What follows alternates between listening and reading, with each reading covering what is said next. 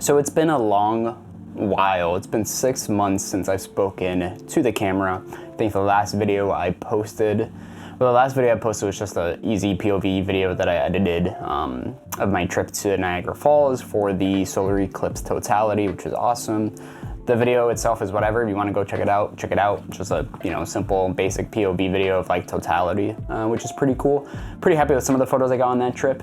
But before that, the last video I had posted, I think, was like late November, and it was my birthday trip to like upstate New York that I took, and that was the last time I spoke to the camera. And a lot has happened since then. A lot has changed, and I'm not gonna get into nitty-gritty details of kind of why I stopped posting over the last 6 months. But long story short, priorities just kind of had to change.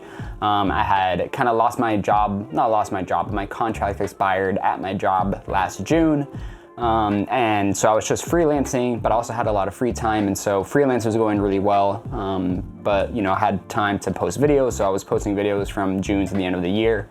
Come holiday season, like November, December, freelance really slowed down, as it tends to do for a lot of people. Then come January, I ended up getting a full-time job working at a camera store, which was basic 9 to 6. In office every single day. And on top of that, I was editing and working with Poly B. And that was another 15, 20 hours of freelance work every week. And on top of that, I had other freelance work that I was doing. And I pretty much had to do all of that to kind of survive being here in New York City. Obviously, rent's not cheap here. And so, yeah, I just had to, put YouTube on the back burner. As much as I love, posting to YouTube, and I really do enjoy the YouTube process, and just kind of having a, outlet to talk to the camera about photography and whatever, and talk to you guys. Just had to put it on the back burner. And so for the last 6 months, I haven't posted any videos or anything. I've filmed a couple of vlogs, but never had time to edit them, or didn't even feel like posting them. Now, got a new job working as a multimedia and video producer for a university system up here, and it's exactly like what I want to be doing. And it's awesome, very flexible, 35 hours a week, hybrid. And I'm also not working with Poly B anymore, and I'm saying no to a lot of freelance work, and just kind of taking time to shoot photos again. Over the past 6 months, not only YouTube took a hit, but also my time of photography and taking street photos took a hit. And so now we're back. Now I'm back. I've been shooting so much more lately, and I also have time to film this video and future videos going forward for YouTube. So with that being said, a lot of changes have happened in my life, and kind of just wanted to update the channel and kind of like post this video to get into the rhythm of making videos again.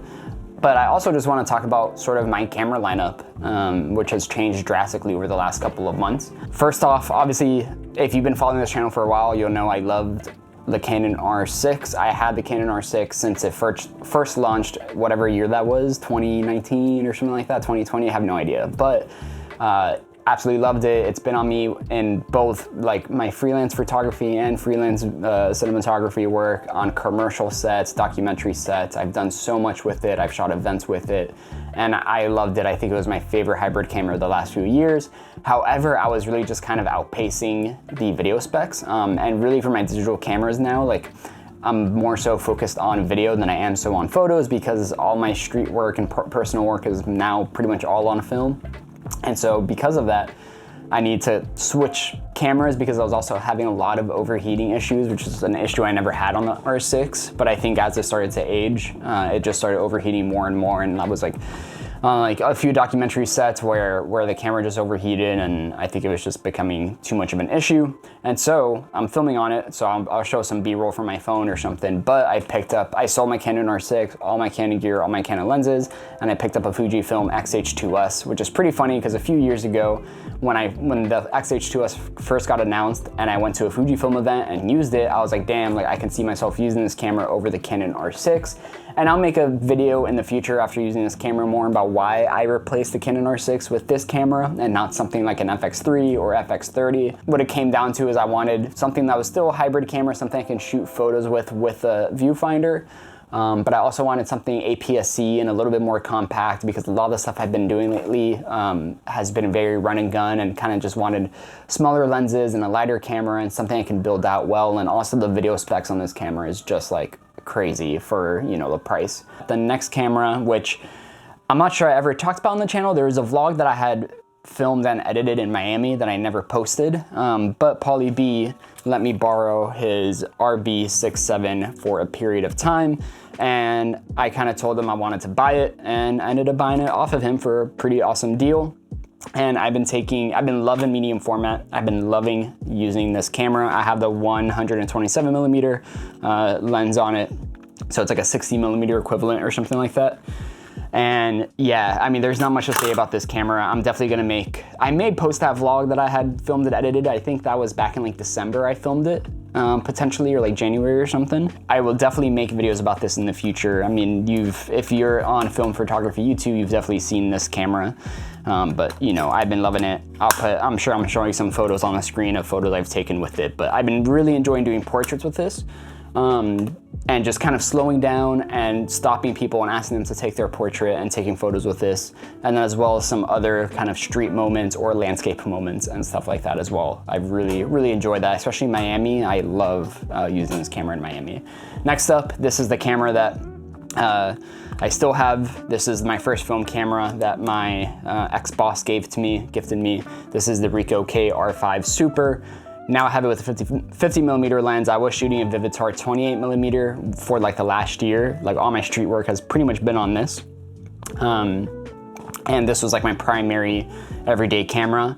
The other camera, the GR3X, which, you know, if you follow the channel, it was like my favorite, that's like my favorite camera I've ever used. I ended up getting rid of it. Well, I gave it to my brother Matt because he had a child, he had a kid, and I was like, no, I'm not using this camera that much because 40mm is just not my focal length for New York City, so I gave it to him.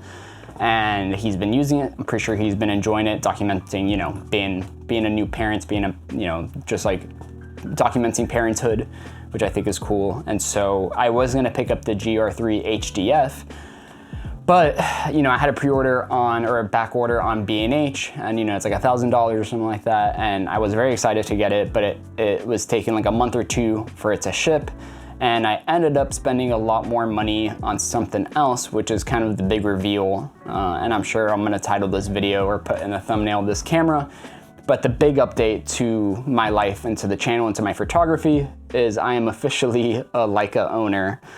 This is a Leica M4-P 70th anniversary edition in chrome, and this camera, I will go again more, and I'll make another video going more into depth of why I picked this camera over like an M6 or anything else, and kind of how I got this camera. But I guess I'll give the quick rundown.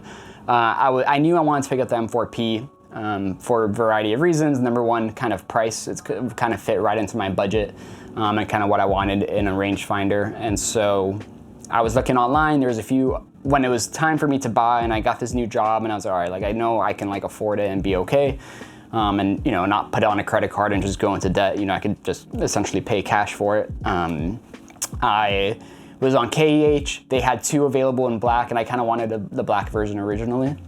Kind of waited too long, both of them sold out. MPB had a few options, but those also were not like really mint condition, so I didn't pull the trigger on those. There was a couple on eBay. There was none at the new Leica store in the meatpacking district, and so there was none in like the Leica store, like even online on the Leica store, there was like no M4Ps, and so kind of waited around. But then I asked my friend Dustin Roderick, who works at the old Leica store in Soho, and he had this one in stock. And before buying this camera, I didn't really realize that the chrome versions of the M4Ps are more rare than the black versions. Specifically, this is the 70th anniversary edition. The chrome versions that aren't the 70th anniversary edition are like really rare. The 70th anniversary edition, they made 2,500, I believe. This is number 1,023. It was in pretty great condition, and so I decided to pull the trigger on it. I paid a couple $100s more than I originally wanted to pay, but it's all good. And I have the Voigtlander Ultron f2 lens on here with the lens hood.